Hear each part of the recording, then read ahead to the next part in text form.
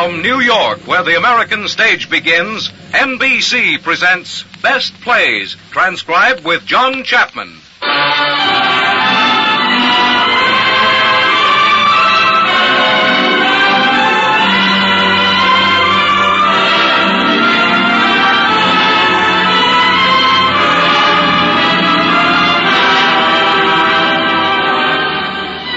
Best Plays, a series of hour-length dramas based on famous theatrical books begun by the late Burns Mantle, now edited by the distinguished drama critic of the New York Daily News, John Chapman.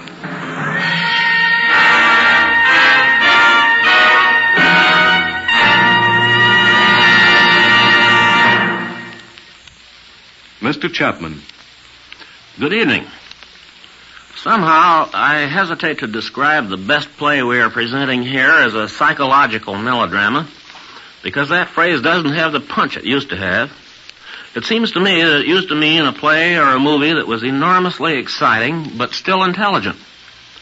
It was a thriller that made sense and didn't have to rely on sliding panels, clutching claws, and all of the other machinery of the old-time Meller.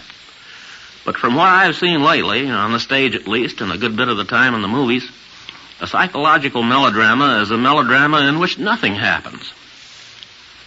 Since nothing has happened, I go right home to bed and sleep like a practically toothless baby. But that wasn't the case on the night of December 5th, 1941, when I saw the first performance of Patrick Hamilton's Angel Street. A great deal happened in that play, even though it was psychological. It was so psychological, in fact, that it kept my head whirling for hours. What a cunning and cruel devil that Mr. Manningham was. And how clever was that very dull-looking man from Scotland Yard, Sergeant Ruff. And what a terrible time that frail, beautiful Mrs. Manningham had had. This was indeed a best play, and it was staged and acted to perfection. For our performance now, we have the original Mr. and Mrs. Manningham. Vincent Price has had many fine roles on the stage and in the films, and this ranks as one of his best. Judith Evelyn, who was one of our best actresses, won stardom in Angel Street. This season, she had the leading feminine role in another psychological thriller, and a good one this time, The Shrike. And for Sergeant Ruff, we are happy to have Melville Cooper, one of the best actors Britain ever sent us. The players are ready now, and it's time to begin.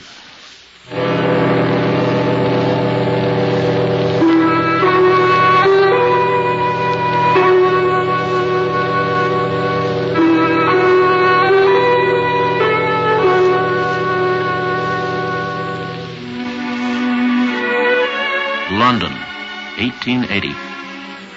The living room of a house on Angel Street. The room is murky with that rather terrifying darkness of the late afternoon. The 0 hour, as it were, before the feeble dawn of gaslight and tea. In front of the fireplace on a sofa, Jack Manningham is stretched out and sleeping heavily. Sitting quietly nearby is his wife, Bella. Once she might have been called beautiful, but now she has a haggard, frightened air about her. There is a knock at the door, and Bella rises to answer it. Did you ring, madam? I thought I heard the muffin man go by just then, Elizabeth. I suppose you're terribly busy. Oh, no, ma'am. I'd like so much to have some muffins with tea. Would you mind? Not at all, ma'am. Gladly. Anything else, ma'am? That's all. But please close the door gently. The master's asleep. Oh, to be sure, ma'am. Bella, what are you doing? Oh, nothing, dear. Don't wake yourself. What are you doing, Bella? Come here. Wait, muffins for tea. I only sent Elizabeth for muffins. Why are you so apprehensive, Bella? I was not about to reproach you. No, dear, I know you weren't. The fire's in ashes. Ring the bell, will you, Bella, dear, please? Is it merely to put coal on, my dear? I can do that. Now then, Bella, we've had this out before. Be so good as to ring the bell. But, dear, Elizabeth's out in the street. Let me do it. I can do No. it. No. Where's the girl? Let the girl come up if Lizzie's out. Jack, please spare me that girl. Don't call her in. Ring the bell, please, Bella. Now, come here. What do you suppose the servants are for, Bella? To serve us, I suppose, Jack. Precisely. Then why do you... I think we should consider them a little, that's all. Consider them? There's your extraordinary confusion of mind again. You speak as though they worked for no consideration. I happen to consider Elizabeth to the tune of £16 per annum and the girl 10, £26 a year all told. And if that is not consideration of the most acute and lively kind, I should like to know what is. Yes, Jack, I expect you're right. I have no doubt of it, my dear. It's sheer weak-mindedness to think otherwise. Did you ring, sir? Yes, we rang the bell, Nancy. But go on, my dear. Tell her why we rang the bell. Oh, yes, we want some coal on the fire, Nancy, please. Very well, madam. And after you do that, Nancy, you may as well light the gas. This darkness in the afternoon is getting beyond endurance. Yes, sir. You're looking very impudent and pretty this afternoon, Nancy. Do you know that? Oh, I don't know at all, sir, I'm sure. What is it, another broken heart added to your list? I wasn't aware of breaking any hearts, sir. I'm sure that's not true. And that complexion of yours, that's not true either. I wonder what mysterious lotions you've been employing to enhance your natural beauty. I'm quite natural, sir, I promise you. What are your secrets? Perhaps you could pass them on to Mrs. Manningham and help banish her pallor. She would be most grateful, I have no doubt. I'd be most happy to, I'm sure, sir. Or are women too jealous of their discoveries to pass them on to a rival? I don't know, sir. Will that be all you're wanting, sir? Yes, that's all I want, Nancy. Except my tea. It'll be coming directly, sir. Oh, Jack, how can you treat me like that? But, my dear, you're the mistress of the house. It was your business to tell her to put the coal on. No, it isn't that. It's humiliating me like that. That girl laughs at me enough already. Laughs at you? What an idea. What makes you think she laughs at you? I know that she does in secret. In fact, she does so openly, more openly every day. But, my dear, if she does that, does not the fault lie with you? You mean that I'm a laughable person? I don't mean anything. It's you who read meanings into everything, Bella, dear. I wish you weren't such a perfect little silly. Now come here and stop it. I've just thought of something rather nice. What is it, Jack? What have you thought of? I read here that Mr. McNaughton, the celebrated actor, is in London for another season. Yes, I read that. What of it, Jack? What of it? Well, what do you suppose? Oh, Jack, do you mean it? Would you take me to see McNaughton? You wouldn't take me to see McNaughton, would you? I not only would take you to see McNaughton, my dear, I'm going to take you to see McNaughton. That is, if you want to go. Oh, Jack, what heaven. What perfect heaven. You can see him in comedy or tragedy, according to your choice. Which would you prefer, Bella, the comedy or the tragedy? Oh, it's so hard to say. Which would you choose if you were me? That depends, doesn't it, upon whether you want to laugh or whether you want to cry? Oh, well, I want to laugh. But then I should like to cry, too. Oh, Jack, dear, what made you decide to take me? Well, my dear, you've been very good lately, and I thought it would be well to take you out of yourself. Oh, Jack, dear, it's true, it's true. All I need is to be taken out of myself. Just some little change. To have some attention from you. I could really try to be better. If only I could get out of myself a little more. How do you mean, my dear, exactly better? Oh, you know in what way, dear. About all that's happened lately. Let's not speak about that. No, dear, I don't want to be gloomy, dear. That's the last thing I want to be. I only want you to understand. Say you understand. Well, my dear, don't I seem to? Haven't I just said I'm taking you to the theater? Well, which is it to be, Bella, the comedy or the tragedy? Oh, which shall it be? It matters so little. It matters so wonderfully little. I'm going to the play. Do you understand that, my husband? I'm going to the play. I brought your tea, sir. Put it on the table, Nancy. Just as you wish, madam. Tell me, Nancy, if you were being taken to the theater and had to choose between comedy and tragedy, which would you choose? Oh, I'd go for the comedy all the time. Oh, why would you choose the comedy, Nancy? I like to laugh, madam, I suppose. Well, I dare say you're right. I must bear it in mind. Mr. Manningham's taking me next week, you see. Oh, yes? I hope you enjoy it. Will that be all, madam? You may go, Nancy. Yes, sir. You seem wonderfully pleased with yourself, Bella, dear. I must take you to the theater more often if this is the result. Oh, Jack, I wish you would. Do have your tea now. I used to adore these muffins as a child. We haven't had them since we've been married, have we? Or have we? Jack? I don't know. I'm sure I don't know. Bella. What is it? What's the matter? I have no desire to upset you, Bella, but I have just observed something that is very much amiss. If you will rectify it at once while I am not looking, we will assume that it has not happened. Amiss? Well, what's amiss? Jack, please, don't turn your back on me. What has happened? Are you trying to make a fool of me, Bella? What I refer to is on the wall behind you. If you will put it back, I will say no more about it. The wall behind me? What? Yes, the picture. The picture's been taken down. Who's taken it down? Why has it been taken down? Yes, why is it being taken down? Why, indeed. You alone can answer that, Bella. Now, will you please take it from wherever you have hidden it and put it back on the wall again? No, but I haven't hidden it, Jack. I haven't hidden it. Someone else must have done it. Someone else? Are you suggesting that I should play such a fantastic and wicked trick? Oh, no, dear, no, but someone else. Certainly the servants would not have done so without permission or instruction. But I didn't touch that picture. Will you please leave go of me and sit down there? You're mad, Bella, and you don't know what you do. You unhappy wretch, you're stark, gibbering mad like your wretched mother before you. Jack, you promised you'd never say that again. The time has come, my dear Bella, to face facts. Jack, I'm going to make a last appeal to you. I'm going to make a last appeal. I'm desperate, Jack. Can't you see that I'm desperate? Go on, say what you wish to say. I may be going mad, like my poor mother. But if I am mad, you've got to treat me gently. Jack, I never lie to you knowingly. If I've taken down that picture from its place, I've not known it. I've not known it. Jack, if I steal your things, your rings, your keys, your pencils, and your handkerchiefs, and you find them later at the bottom of my sewing box, as indeed you do, then I do not know that I've done it. Jack, if I commit these fantastic and meaningless mischiefs, so meaningless, why should I take down a picture from its place? If I do all these things, then I'm certainly going off my head. I must be treated kindly and gently so that I may get well. You must bear with me, Jack. Bear with me. I'm trying, Jack. I'm trying.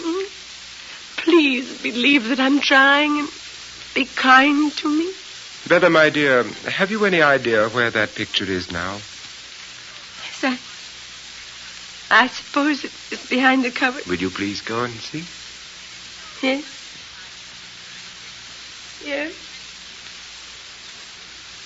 Yes, it's here. Then you did know where it was, Bella. No, I only supposed it was because it was found there before. It was found there twice before.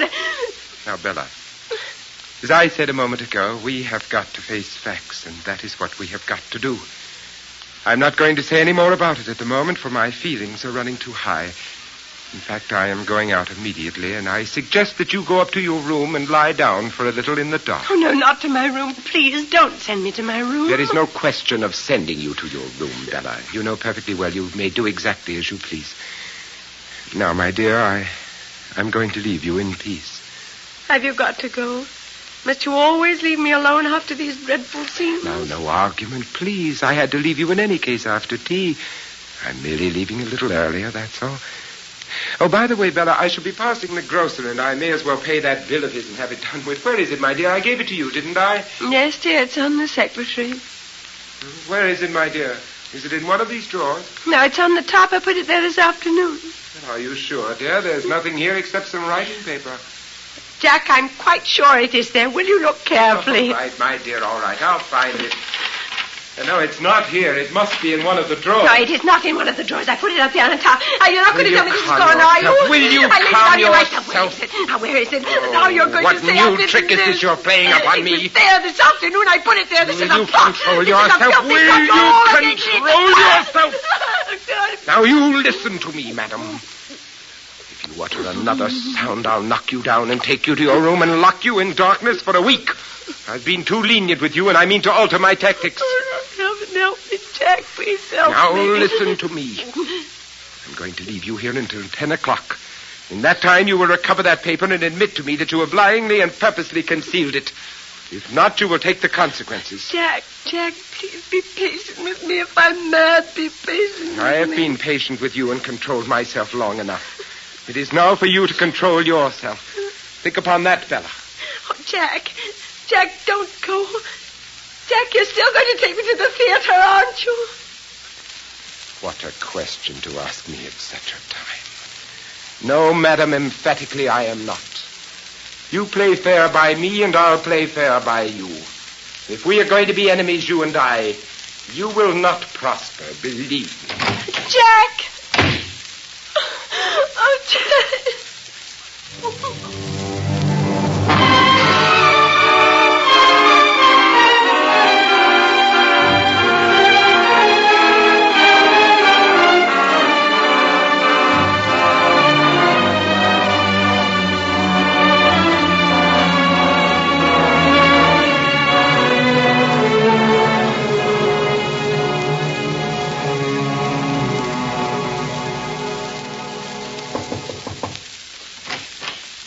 Madam, Yes. What is it, Elizabeth? there's somebody called, ma'am.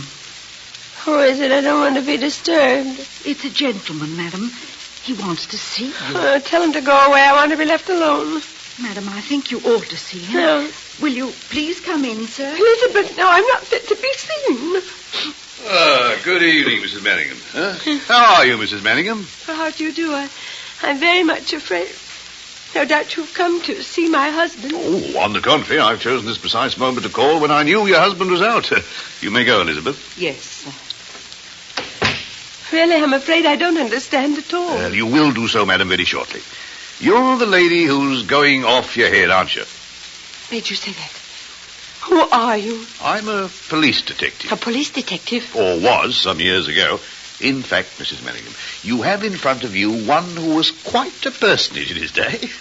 Now, I want you to take a good look at me and see if you're not looking at someone to whom you can give your trust. Why are you here? Well, we'll come to that. Now, I want you to answer several questions for me, Mrs. Manningham. First, how long have you been married? 5 years and a little. Where have you lived all that time? Not here, have you? No. First we went abroad. Then we lived in Yorkshire. Then 6 months ago, my husband bought this house. You bought it? Yes, I had a bit of money. My husband thought it was an excellent investment. Does your husband always leave you alone like this in the evenings? Yes, he goes to his club, I believe, and does business. Ah. Does he give you free run of the whole house while he's out? Yes. Well, no. Not the top floor. Why do you ask? Before I go any further, Mrs. Manningham, I must tell you there's a leakage in this household. You have a maid, Nancy? Yes. Yeah. Well, Nancy walks out of an evening with a young man named Booker in my employ. I live only a few streets away from you, you know. Yes. Well, there's hardly anything that goes on in this house which is not described in detail to Booker, and from that quarter it reaches me. I knew it. I knew that she talked. I fancy because of her indiscretion, you are going to be heavily in debt to your Miss Nancy. What do you mean? You must explain. Well, shortly, madam. Now tell me, have you ever been up to the top floor? No, no one goes up there. Mrs. Manning, I want to ask you a personal question. When did you first get the notion that your reason was playing at tricks? How did you know? Well, never mind how I know. When did it begin? I always had that dread. My mother died insane when she was quite young. When she was my age. But only in the last 6 months in this house, things began to happen. You interest me beyond measure. What things began to happen? I don't know what to say. It all sounds so incredible. But it's when I'm alone at night. I get the idea that somebody's walking about up there. Up there on the top floor. At night when my husband's out, I hear noises from my bedroom, but I'm too afraid to go up. It never struck you, did it, that it might be your own husband walking about up there? Yes, that is what I thought. But I thought I must be mad. Why did you think it was he? It was the light. The gaslight. In this house, I can tell everything by the light of the gas. Look, you see that mantle there? Mm-hmm. And now it's burning full. But if an extra light went on in the kitchen or someone lit it in the bedroom, then this one would sink down. Yes, insufficient pressure. Well, every night after he goes out, I find myself waiting for something. Then all at once, I look round the room, and I see that the light is slowly going down. I go up to my bedroom, but I daren't stay there because I hear noises overhead. I want to scream and run out of the house. I sit here for hours, terrified, waiting for him to come back. And I always know when he's coming, always, because suddenly the light goes up again. And then 10 minutes afterwards, I hear his key in the lock. And he's back again. I think you've made a very remarkable discovery, one which may have very far-reaching consequences. Far-reaching? How? Well, now, let's leave that alone for a moment. Tell me, that's not the only cause, is it, which has lately given you reason to doubt your sanity? Now, don't be afraid to tell me. Yes, there are other things. It's been going on for so long, this business of the gas has just brought it to a head, but it seems that my mind and my memory are beginning to play me tricks. Tricks? What sort of tricks? Mr. Manningham gives me things to look after, and when he asks for them, they're gone and can never be found. I hunt the place for them, and he will find them lying hidden at the bottom of my workbox. Only today, before you came, that picture had been taken down from the wall and hidden. Now, who could have done it but myself? I try to remember. I break my heart trying to remember. But I can't. And then there was that terrible business about the dog. Dog? Yes. We have a little dog. A few weeks ago it was found with its paw hurt. He believes... How can I tell you what he believes? That I had hurt the dog. Oh, no. He keeps it in the kitchen and I'm not allowed to see it. So I begin to doubt, don't you see? I begin to believe that I imagine everything. Perhaps I do. Are you here? Is this a dream, too? I assure you, you are not dreaming, madam. Mrs. Manningham, did you ever hear of the cabman's friend? The cabman's friend? Yeah, her name was Barlow, Alice Barlow. She was an old lady of great wealth and decided eccentricities. In fact, her principal mania in life was the protection of cabmen. She provided these men with shelters, clothing, pensions, so forth. And that was her little contribution to the sum of the world's happiness, or rather, her little stand against the sum of the world's pain. It was not my privilege to know her, but it was my duty on one occasion to see her. That was when her throat was cut open. She lay dead on the floor of her own house. Oh, horrible. You mean she was murdered? Yes, she was murdered. Murder was never discovered, but the motive was obvious enough. Her husband had left her the Barlow rubies, and it was well known that she kept them without any proper precautions in her bedroom on an upper floor. But I Murderer seemed to have got in about 10 in the night and stayed till dawn. There were only a few trinkets taken, but the whole house had been turned upside down. In the upper room, even the cushions of the chairs were ripped up with his bloody knife, and the police decided it must have been the work of a revengeful maniac as well as a robber. I had other theories, but I was nobody then and not in charge of the case. And was the man never found? No, Mrs. Manning, the man was never found, nor have the Barlow rubies ever come to light. Well, then perhaps he found them after all and may be alive today. I think he's almost certainly alive today, but I don't believe he found what he wanted. That is, if my theory is right. Then the jewels may still be where the old lady hid them? Mrs. Manningham, if my theory is right, the jewels must still be where she hid them. And do you conceive it possible, Mrs. Manningham, that man might never have given up hope of one day getting the treasure which he could not find the night of the murder? Yes, possibly.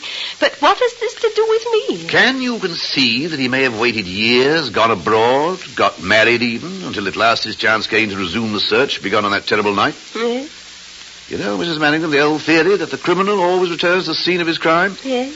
Yes, but in this case there's something more than that morbid compulsion. There's real treasure there to be unearthed if only he can search again. Search methodically, without fear of interruptions, without causing suspicion. How would he do that? Don't you think... What's the matter, Mrs. Manningham? Quiet. Be quiet, he's come back.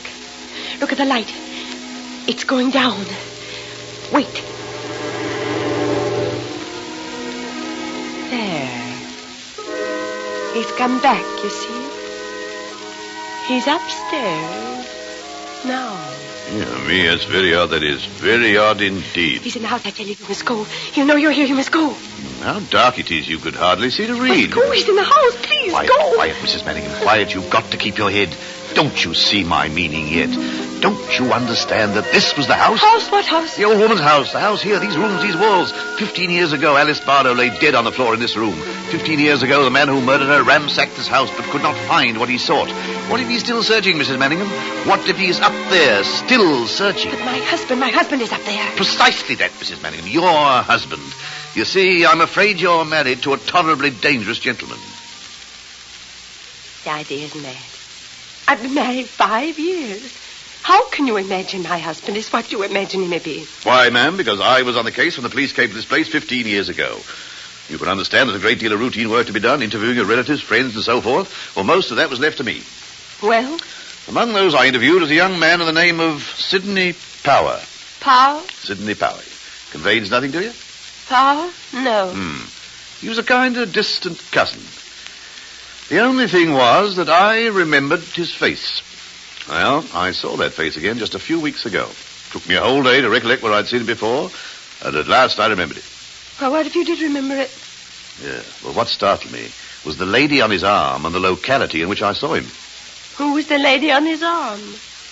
You were the lady on his arm, Mrs. Manningham, and you were walking down this street. You mean you think my husband is this Mr. Power? Well, if my theories are correct. But what are you saying? You stand there talking riddles. You're so cold. You're as heartless and cold as he is. Now, Mrs. Manningham, I'm not cold and I'm not talking riddles. I'm just trying to preserve a cold and calculating tone because you are up against the most awful moment in your life, and your whole future depends on what you're going to do this next hour. Nothing less. You've got to strike for your freedom and strike now. For the moment may not come again. Strike? Mrs. Manningham, you are not going out of your mind. You are slowly, methodically, systematically being driven out of your mind. And why? Because you're married to a criminal maniac who steals back to his own house at night, still searching for something he could not find 15 years ago. These are the facts, wild and incredible as they seem. Now, every night for the last few weeks, he has entered his house next door from the back, climbed to the roof, and come into his house by the skylight. I know that because I've watched him. Mrs. Manningham, so far I'm only dealing in guesses and half facts. I've got to have evidence, and that's why I've come to see you. You've got to give me the evidence or help me find it. But this is my husband, don't you understand? This is my husband. You must go. I must think this out. I must cling to the man I married, mustn't I? Oh, indeed, cling to him by all means, but do not imagine you're the only piece of ivy on the garden wall. You can cling to him if you desire, as his fancy women in the low resorts of the town cling to him. This is the sort of wall you have to cling to, ma'am. Women? What are you suggesting? I'm not suggesting anything. I'm only telling you what I've seen. He comes to life at night, this gentleman upstairs, in more ways than one. I've made it my business to follow him in some of his less serious excursions, and I can promise you he has a taste in unemployed actresses which he's at no pains to conceal. In heaven, what am I to believe? Madam, do I have your trust? What do you want me to do? What do you want? I want his papers, Mrs. Manningham, his identity. Papers? I know of no papers. Unless his desk. It's there, but he keeps it always locked. I've never seen it open. Very well, you should see it open now. Do you mind if I take off my coat? Mrs. Manningham, one of the greatest regrets of my life is that fate never made me one of two things. One was a gardener and the other a burglar. Both quiet occupations. Now, as for burgling, I think if I'd started young and worked up my way, I should have been a genius. But you must not touch his desk. He'll know what you've done. Not if we are clever enough. You see, Mrs. Manningham, Oh, stop. there are always... Haven't you noticed something? Look. Can't you see? The light. It's going up. He's coming back. He's coming back and you must go. Oh, bless myself. This looks as if the unexpected has ended in. Very well. You must ring for Elizabeth. Well, why do you want Elizabeth? There's no time to waste. Ring for Elizabeth, madam. Very well, but you must go. Please, please. All in good time. Now, he's not going to jump in through the window, you know. In fact, he can't be round the front door in less than 5 minutes. Unless he's a magician. Please, please go. Yes, madam. Elizabeth, come here, will you? Yes, sir. Elizabeth, you and I have got to do a little quite calm but rather quick thinking. Now, you told me you're anxious to help your mistress, Elizabeth? Why, yes, sir. I told you I was, sir. Now, are you anxious to help her blindly without asking any questions? Yes, sir, but you see... Now, come now, Elizabeth. Are you or are you not? Yes, sir. Good. Now, Elizabeth, Mrs. Manning and I have reason to suppose in about 5 minutes' time the master is returning to this house. He mustn't see me leaving. Now, would you be good enough to take me down to your kitchen and hide me away for a short space of time? You can put me in the oven if you like. Yes, sir, but You must go. He won't see you if you go now. Yeah, what were you saying, Elizabeth? you could come to the kitchen, sir, but Nancy's down there, sir. Yes, we'll find another place. Where are you going to hide me, Elizabeth? Through the door behind you, sir, is where he dresses, where he keeps his clothes. There's a big wardrobe there at the back. It'll have to suffice, yes. Now, we really have to hurry. Get all to bed, Mrs. Manningham, quick. And you, Elizabeth, get back to your work. To bed? Am I to go to bed? Yes, and quickly. But if I go to bed... Will you go, in heaven's name? There's not a second to spare. Hurry!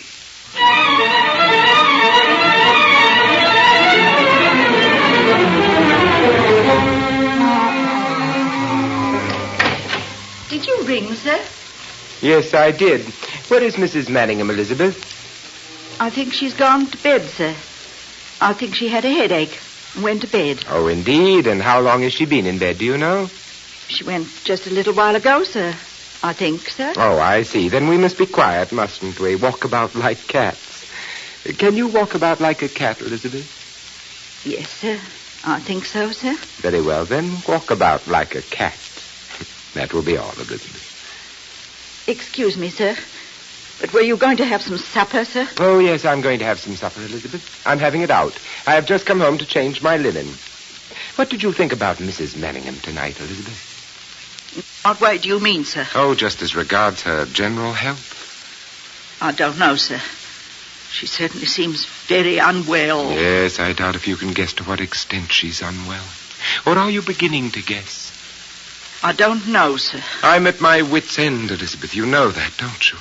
I expect you are, sir. I've tried everything, kindness, patience, cunning, even harshness to bring her to her senses. But nothing will stop these wild hallucinations. Nothing will stop these wicked pranks and tricks. It seems very terrible, sir. Oh, you don't know a quarter of it, Elizabeth. You only see what is forced upon your attention. You have no conception of what goes on all the time. You know, don't you, that I shall have to bring a doctor to see Mrs. Manningham before very long. I've fought against it to the last, but it can't be kept a secret much longer. No, sir. I mean to say, you know what goes on. You can testify to what goes on, can't you? Indeed, sir. Yes. Indeed, you may have to testify in the end, Elizabeth. You realize that, don't you? Yes, sir. I only want to do what's best for both of you. You're a very loyal soul, Elizabeth. And you will be repaid for your loyalty.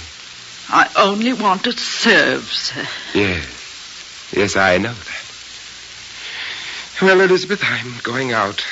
In fact, I'm even going to try to be a little gay. Can you understand that, Elizabeth, or do you think it very wrong? Oh, no, sir. You should get all the pleasure you can, sir, while you can. I wonder. Yes, I wonder. It's a curious existence, isn't it? Well, good night, Elizabeth. Good night, sir. Good night.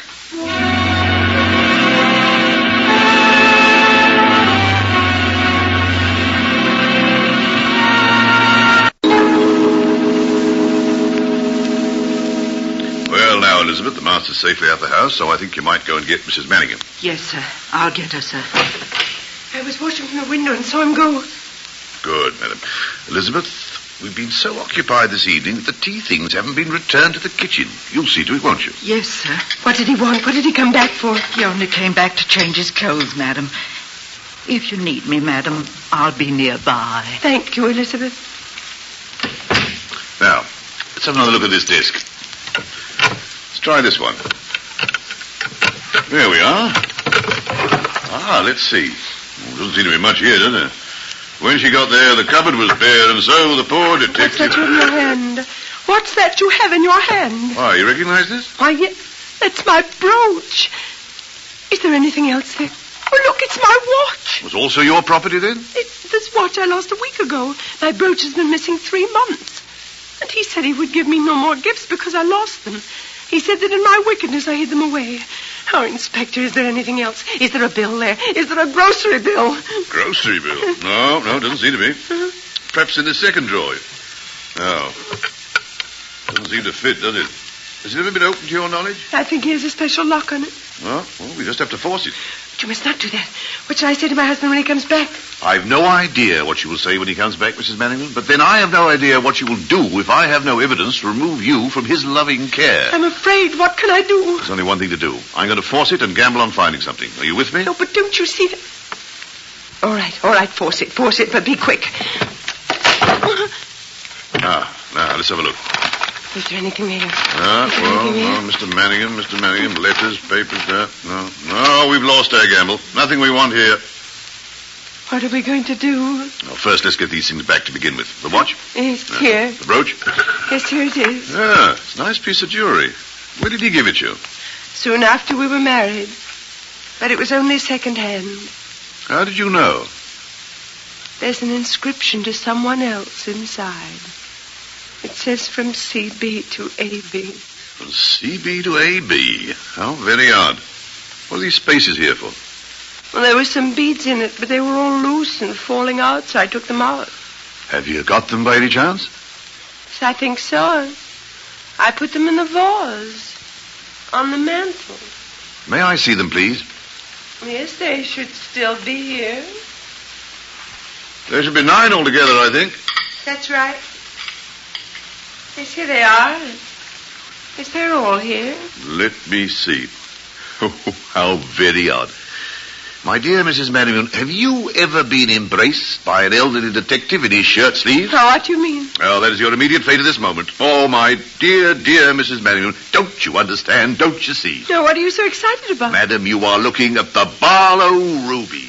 These beads are £12,000 worth of rubies. Take a good look at them before they go to Her Majesty the Queen. And I had them all the time. I had them all the time. All because he could not resist a little common theft along with a big game. Well, it's I'm after the big game now.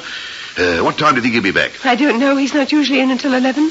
Oh, well, then we put the brooch back where we found it, on the down there, on the right. On the That's right, right, yes. Yes. Now, I want you to go to your room. Lock your door and do not leave your room under any circumstance. Oh, please don't leave me. I have a feeling. Don't leave me. You have nothing to fear so long as you remain in your room with your door locked. Now, you'll do that, won't you? Yes, Inspector. I'll say my headache is worse. Only don't make me stay there long. I'm so afraid.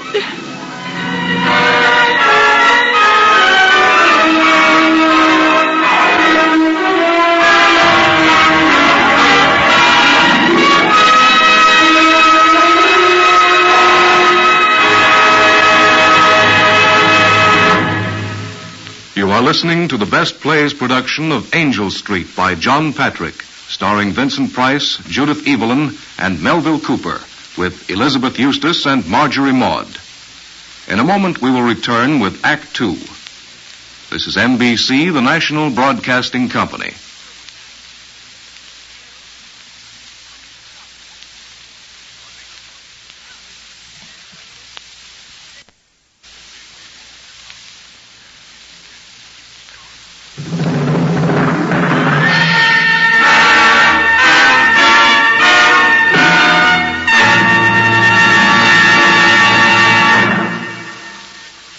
And now, before we resume with Act Two of John Patrick's Angel Street on Best Plays, here is John Chapman.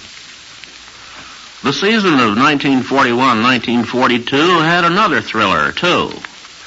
It was Uncle Harry by Thomas Job, which, by the way, we'll be doing later in this series. It was wartime then, and a good many dramas dealt with national and international affairs. John Huston, the movie writer and director, collaborated on a best play called In Time to Come, about Woodrow Wilson and the League of Nations. John Steinbeck had a drama about Nazi brutality, The Moon is Down. Maxwell Anderson also did one about the Germans, Candle in the Wind. There was still another good war play, Letters to Lucerne. But not all of Broadway was serious. Noel Coward came up with one of his happiest comedies, Blithe Spirit, and Jerome Chodoroff and Joseph Fields hit another laughing jackpot with Junior Miss. Patrick Hamilton, who was a Londoner, wrote his melodrama about Mr. and Mrs. Manningham before the war under the title of Gaslight. It was a great success in London, but it went begging in New York for 2 years until producer Shepard Traub took a chance on it and changed its name. A very good movie was made under the original title of Gaslight. But now we should be moving into the second act of our play, which is Angel Street.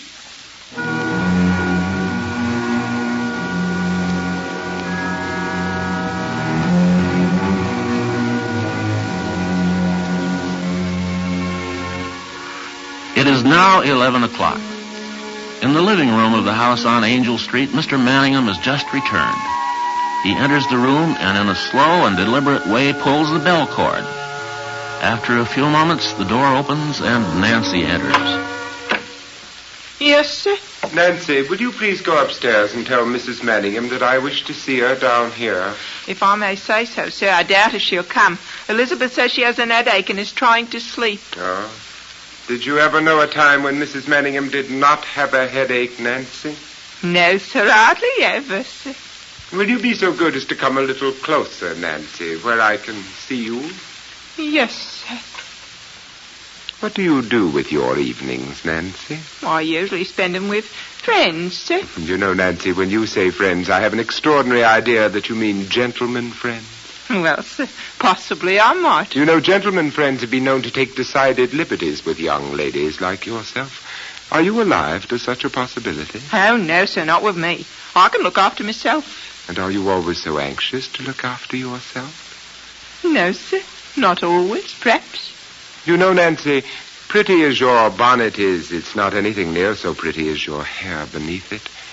Won't you take it off and let me see? Very good, sir. Comes off easy enough. There. Is there anything more you want, sir? Yes, possibly. Come here, Nancy. Yes, sir. Is there anything you want, sir? What do you want, eh? What do you want? There. Can she do that for you? Can she do that? Why, who can you be talking about, Nancy? You know who I mean, all right. You know you're a very remarkable girl in many respects, Nancy. Why, I believe you're jealous of your mistress. There's no need to be jealous of her. You're mine now, ain't you? Because you want me. You do want me, don't you? And what of you, Nancy? Do you want me? Oh, yes, I always wanted you, ever since I first clapped eyes on you. Well, Nancy, you've taken me a little by surprise. We shall talk this over tomorrow. Well, you let me know when she's about. Oh, I'll find a way, Nancy. I don't believe Mrs. Manningham will be here tomorrow. I don't think that... What is it, your lordship? Why are you looking that way? That desk drawer. Somebody's been tampering with it. See there, the wood split. It's her, I'll be bound. Nancy, will you please go upstairs and take a message for me to Mrs. Manningham? Yes, what do you want me to say? Will you please tell her that I wish to see her down here this instant, whether she is suffering from a sick headache or any other form of ailment? Just like that, sir. Just like that, Nancy. With the greatest of pleasure, sir.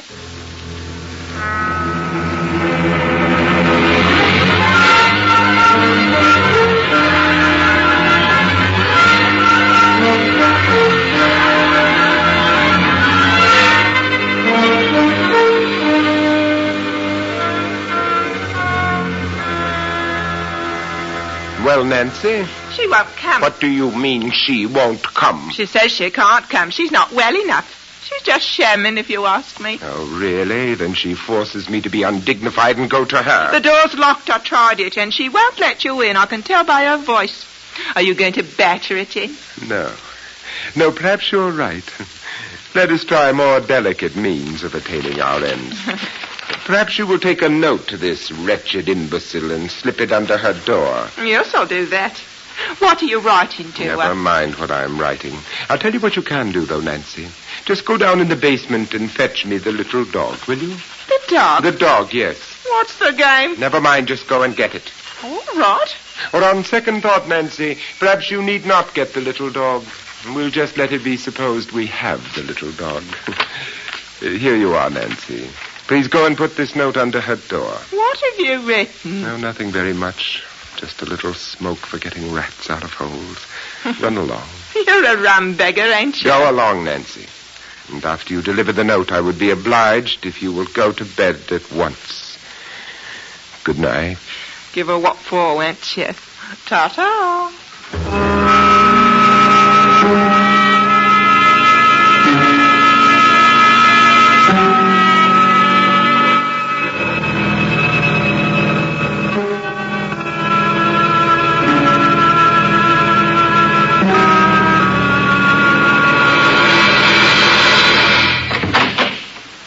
There you are, Bella. Come and sit down in this chair, please. Where's the dog? Dog? What dog? You said you had the dog. Have you heard it again? Again?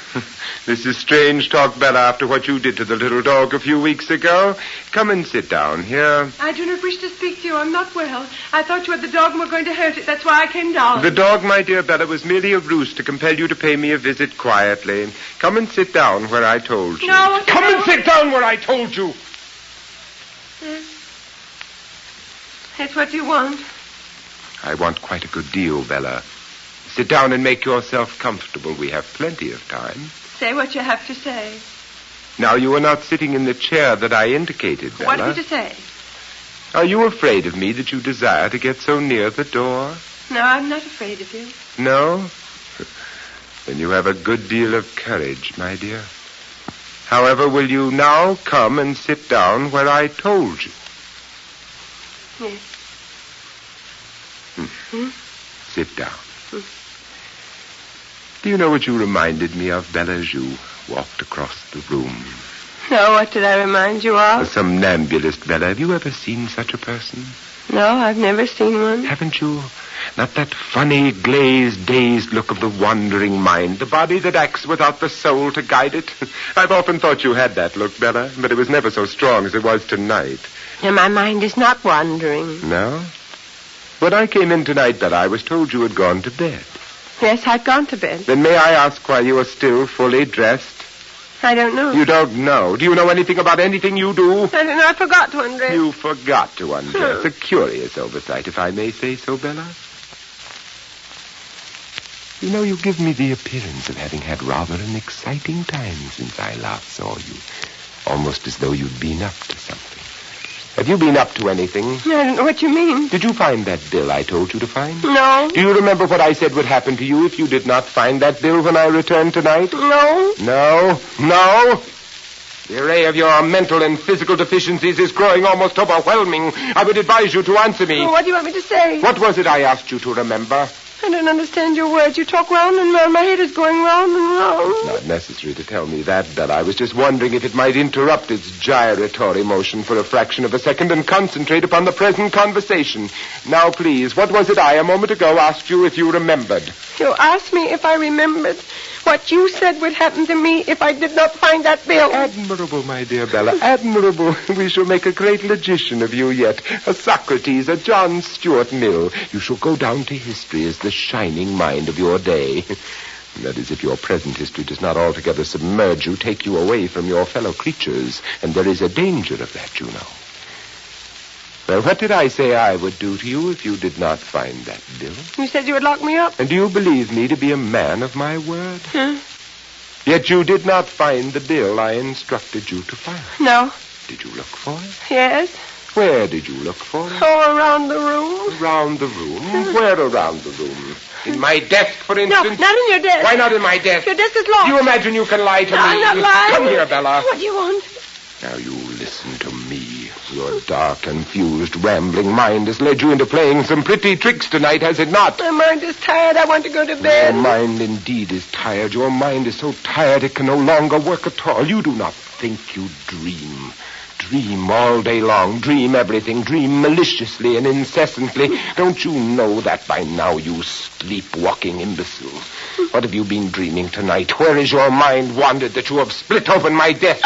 What strange disease dream have you had tonight, eh? Dream? Are you saying I've dreamed?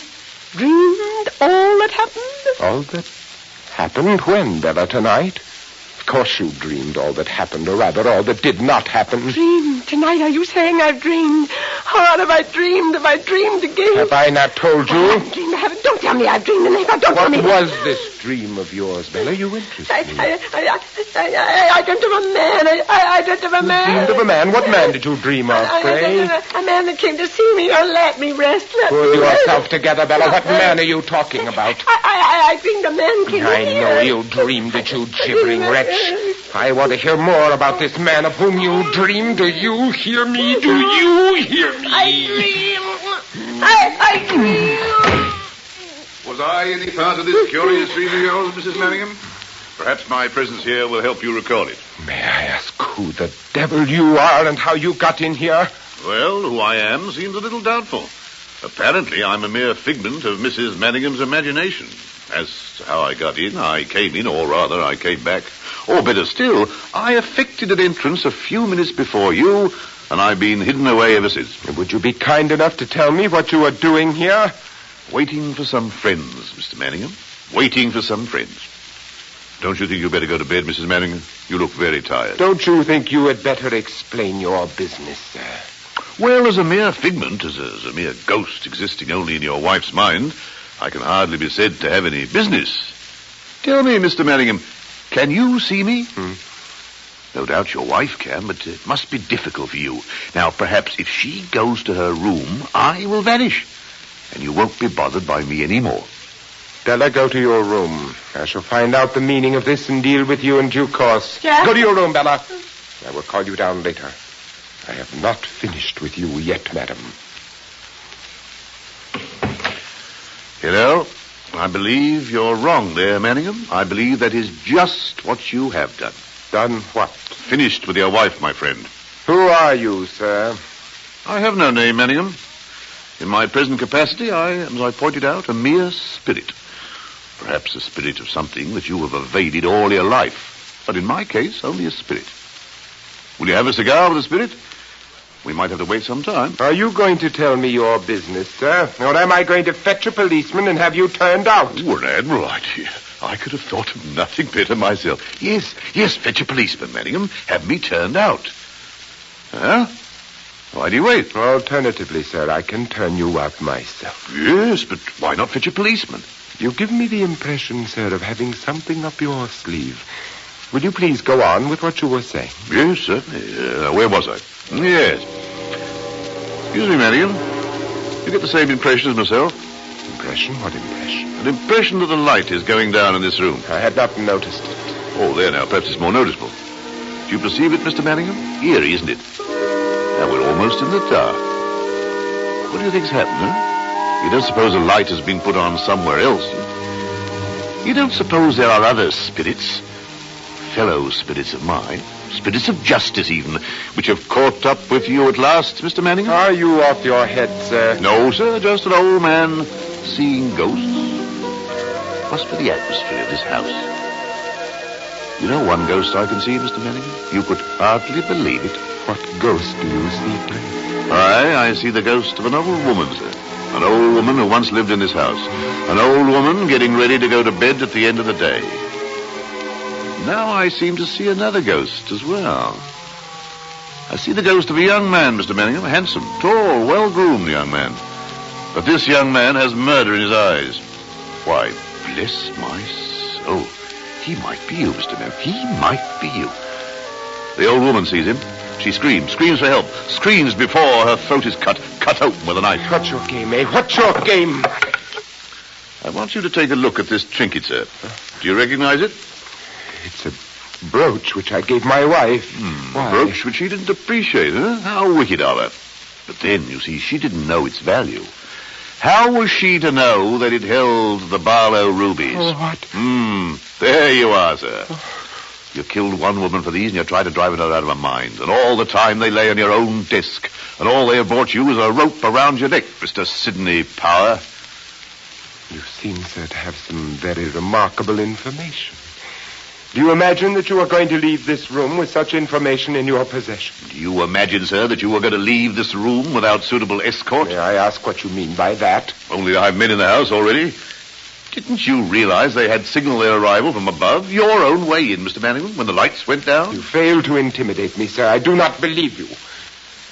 Then perhaps you'll be convinced if you will open the doorway to the hall. You will find 2 policemen there. What the devil's this? Take him, gentlemen. Here you go. Leave go of me. Leave go of me. Here's a fine way of going on. Here's the bell cord here. Tied with him. Go of me. Sidney Charles Power, I have a warrant for your arrest for the murder of Alice Barlow. I should warn you that anything you may now say will be taken down in writing and used as evidence at a later date. Now, will you accompany us to the station in a peaceful manner? You will oblige us all and serve your own interests best by coming quietly. Very well, take him away. Inspector off. Yes, my dear? Inspector. Yes? I want to speak to my husband. Surely there's nothing to be... I want to speak to him alone. Alone? I beg of you to allow me. I shan't keep him long. Well, I don't quite understand, but... All right, very well. You may speak to him alone. Make him fast in this chair. It's anything but in order, but, well, we'll wait outside. I do not want you to listen. No, we will not listen. All right, gentlemen, outside. Jack. Jack, what have they done to you? What have they done? It's all right, Bella. You're clever, my darling, terribly clever. Now get something to cut this rope. I can get out through the dressing room window and make a jump for it. Can you get something, Bella? Yes, I can get something. What can I get? There's a razor in my dressing room, Bella. Will you get it for me? Quick, Bella. A razor? Quick, be a good girl. There's a good girl. Quick, I'll get Bella. it for you. Be quick. Hurry, Bella. Hurry. I got it. Yes. It is. Yes. Open the case, Bella. Open it and cut me loose. Jack. Yes. grocery bill. The grocery bill was in your razor case. You see, dear, I didn't lose it. I told you I didn't. Cut me loose, Bella. But, Jack, how did this bill get in there? I was mistaken about the grocery bill, Bella. Use that razor quick. What razor? Razor? Are you suggesting this is a razor I hold in my hand? Have you gone mad, my husband? Bella, what are you up to? Or is it I who am mad? Yes, of course, that's it. It's I who am mad. Of course it was a razor. I've lost it. I've lost it, haven't I? No, the razor's lying at your feet, Bella. Bring it here. I'm always losing things. I can never find them. I don't know where I put them. Bella. I must look for it, mustn't I? I don't find it. You lock me in my room. No. You lock me in the madhouse for my mischief. No. Where could it be now? Could it be behind the picture? No. It must be there. No. No, it's not there. How strange. And where now shall I look? Where shall I... The desk. Perhaps I put it in the desk. No. It's not there. How strange. But here's a watch. Here's a bill. See, I found them at last. But they don't help you, do they? I'm trying to help you, aren't I? To help you to escape. How can a mad woman help her husband to escape? What a pity. If I were not mad, I could have helped you. If I were not mad, whatever you had done, I could have pitied and protected you. But because I'm mad, I've hated you. Because I'm mad, I've betrayed you. Because I'm mad, I'm rejoicing in my heart. Without a shred of pity, without a shred of regret. Watching you go with glory in my heart. Bella! Bella! Bella!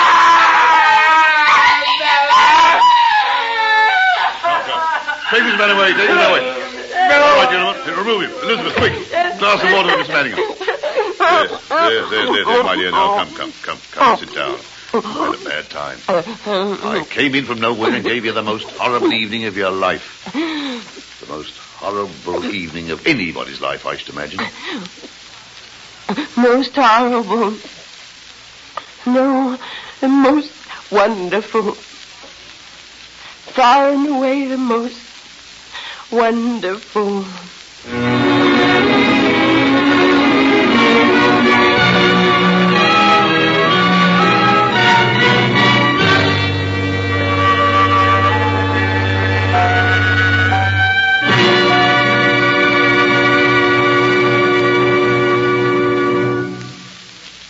You have just heard the Best Plays production of Angel Street by John Patrick, starring Vincent Price, Judith Evelyn, and Melville Cooper, with Elizabeth Eustace and Marjorie Maud. And here is your host, drama critic John Chapman, with a closing word. Good old Sergeant Ruff. Mrs. Manningham certainly wasn't a lucky woman, wasn't she?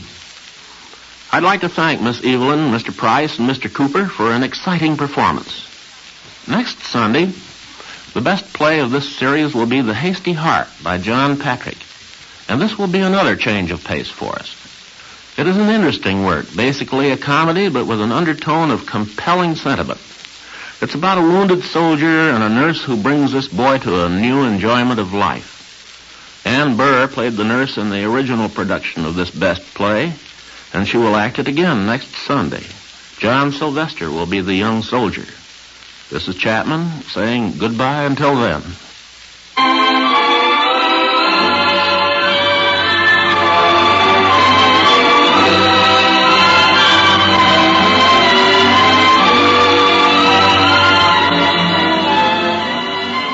Angel Street was adapted for radio by Earl Hamner. Vincent Price was Mr. Manningham, and Judith Evelyn was Mrs. Manningham. Melville Cooper was Sergeant Ruff. Elizabeth was played by Marjorie Maud, and Nancy by Elizabeth Eustace. Best Plays is an NBC production, supervised by William Welch and directed by Edward King. Your announcer is Howard Reed.